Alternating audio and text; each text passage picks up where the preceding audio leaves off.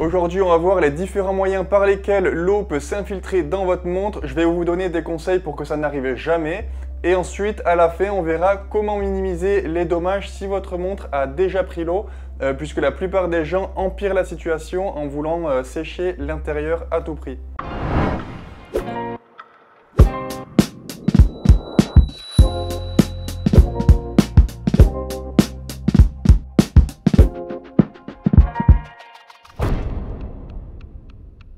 Alors déjà, on va examiner comment est fait une montre de plongée et par où l'eau peut rentrer. Déjà, on s'aperçoit en fait que la lunette, elle n'a aucun rôle sur l'étanchéité, contrairement à ce que croient certains. Il y a un joint, mais il sert uniquement à ce que la lunette tourne correctement en fait et qu'il n'y ait pas de contact entre les deux parties en métal.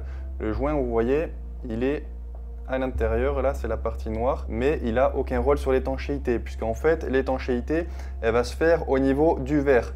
Donc au niveau du verre, il y a un autre joint qui cette fois-ci est solide, qui se place comme ça, pas besoin de lubrifier ou quoi que ce soit. Les graisses que vous voyez là, c'est pour les joints d'après, ça c'est le seul joint qu'on ne graisse pas. Donc une fois qu'on a mis le joint comme ça, on place le verre dessus et ensuite il est pressé à l'aide d'une presse tout simplement. Donc on pourrait très bien plonger avec simplement la montre comme ça, sans lunettes. Donc ça c'est la première entrée d'eau possible, le joint du verre. Normalement ça arrive jamais. Si ça arrive, c'est qu'elle a mal été assemblée. Soit le verre il a été mis un peu en biais comme ça, soit il y avait une saleté au moment de l'assemblage. Donc il y a très peu de chances que ça arrive. Je vais ranger ça. Tac. Ensuite, la deuxième entrée d'eau possible, c'est la plus commune, la couronne. Donc la couronne, en fait, je vous montre comment c'est fait. Attendez, je vais l'approcher. Donc en fait, il y a 3 joints. En tout cas, sur les montres que je vends, il y a 3 joints. Donc vous en voyez 2 et plus, il y en a un au fond. Alors celui qui est au fond, je ne vais pas pouvoir vous le montrer, mais vous avez compris qu'il est au fond de la couronne. Donc ce qui est important quand vous vissez votre montre, c'est de ne pas trop forcer, sinon vous allez écraser le joint au fond. C'est normal de l'écraser, mais pas au point de l'abîmer. Donc je vous montre, tac, vous vissez, et dès que vous sentez que vous êtes en contact, voilà, c'est bon, pas besoin de forcer ou quoi que ce soit. En fait, ça sera contre-productif. Vous allez petit à petit abîmer le joint et en fait, au final, votre montre elle sera moins étanche. Donc ça, c'était la deuxième entrée d'eau possible. Et la troisième, c'est à l'arrière, le fond de boîtier. Je vous montre comment c'est fait en fait. C'est comme ça. Ça, c'est le ressort qui sert à la lunette. Ça n'a rien à voir, hein, je vous dis ça juste comme ça. Donc à l'arrière, en fait, ici, vous avez l'emplacement du joint. D'ailleurs, j'ai oublié, mais le joint de la couronne, il doit être graissé avec de la graisse. Et pareil pour le joint du fond de boîtier, il doit aussi être graissé. Contrairement, comme j'ai dit, au joint du verre qui ne doit pas être graissé. Et en fait, pour graisser le joint du fond de boîtier, on met le joint comme ça, on fait ça, tac, on tourne un peu et ensuite il ressort complètement graissé. Donc le joint du fond de boîtier, il est placé comme ça. Bon là, je le mets un peu à l'arrache, hein, c'est pour vous montrer en fait tout simplement.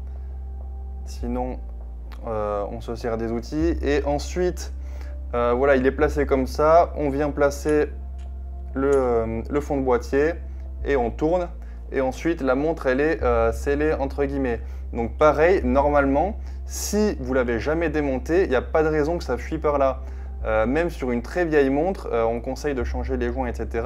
Donc normalement, si vous y touchez pas, ça doit pas fuir. Il faut changer les joints de temps en temps, mais en règle générale, voilà, si vous y touchez pas, si vous la démontez pas, normalement vous n'aurez jamais de fuite par ici. Par contre, si ça vous arrive de la dévisser ou de le remettre, etc., moi je vous conseille de changer le joint du fond de boîtier pour le prix que ça coûte à chaque fois, à chaque démontage. Donc quand vous allez changer une pile, si vous avez une quartz, quand vous allez vouloir régler la montre ou faire une modification ou quoi que ce soit, vous changez le joint du fond de boîtier à chaque démontage. En tout cas, c'est ce que moi je vous recommande. Maintenant qu'on a vu par où l'eau peut rentrer, on va voir comment éviter qu'elle ne s'infiltre. Première chose évidente, il faut visser la couronne. C'est bête, mais en fait la plupart des accidents viennent de là. Pas trop fort, sinon vous allez endommager le joint. Donc vous serrez juste pour être en contact avec le joint au fond de la couronne et c'est bon. Deuxième chose, il faut toujours rincer votre montre à l'eau douce après chaque baignade.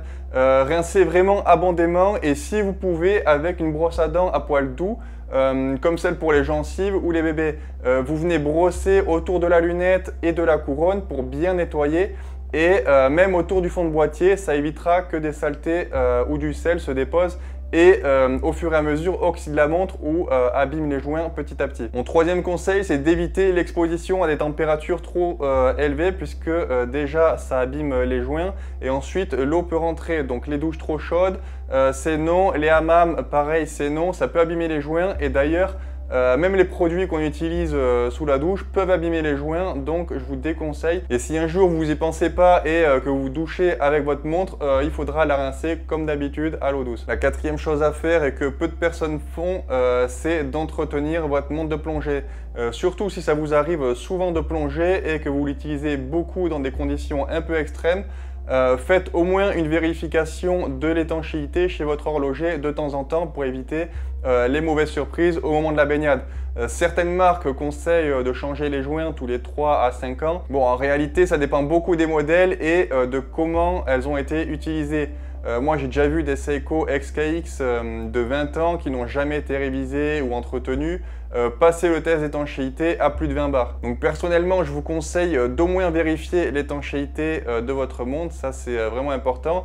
Surtout si elle n'est pas toute jeune, pas besoin de démonter la montre, donc c'est plutôt pratique et au moins vous serez rassuré. De temps en temps, un changement de joint, ça fait pas de mal, mais ne le faites pas tous les ans, ni même tous les 2 ou 3 ans, à moins que vous plongez beaucoup avec ou alors que vous avez dû la démonter à un moment donné. Maintenant qu'on a vu tout ça, ça peut arriver que de l'eau rentre dans votre montre pour une raison ou une autre. En général, ça sera par la couronne. Donc là, dans cette situation, vous allez voir de la buée ou carrément de l'eau dans votre montre. Et la première chose que vous avez envie de faire en général, c'est de sécher votre montre en dévissant la couronne et en la mettant dans du riz ou à l'air libre ou pire en la chauffant. Il faut surtout pas faire ça. À partir du moment où il y aura en plus le contact avec l'air, l'intérieur va s'oxyder beaucoup plus rapidement.